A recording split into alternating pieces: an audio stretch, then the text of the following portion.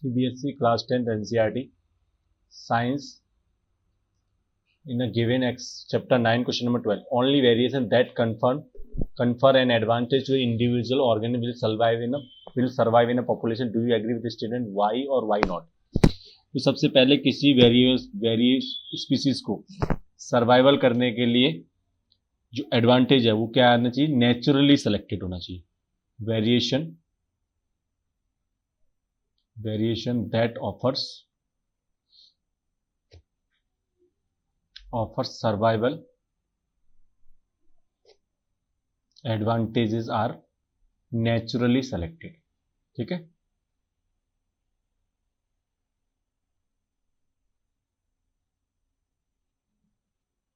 Naturally selected.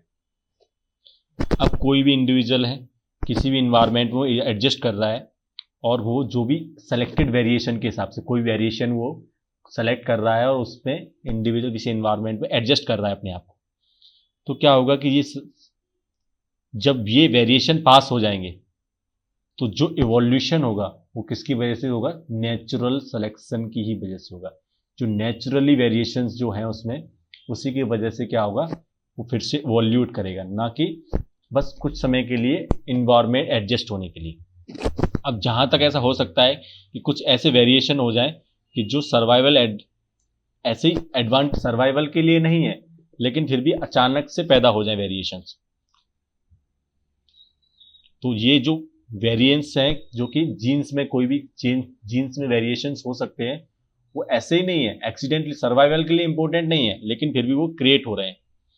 तो इससे क्या होगा कि इससे एक्सीडेंटली फ्रीक्वेंसी ऑफ जीन्स में जो फ्रीक्वेंसी है वो क्या हो जाएगी? चेंज हो जाएगी. और इसी को क्या बोलते हैं? Accidentally change in frequency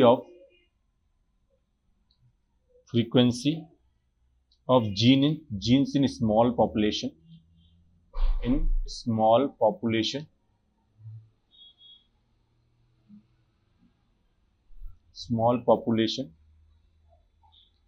is called genetic drift.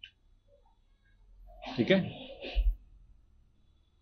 इसको क्या बोला जाता है? जेनेटिक ड्रिफ्ट बोला जाता है.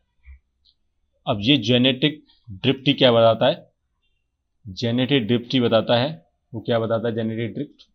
ये बताता है कि डाइवर्सिटी चेंजेस होंगे, वेराइटीज आएंगी विदाउट एनी सर्वाइवल एडवांटेजेस.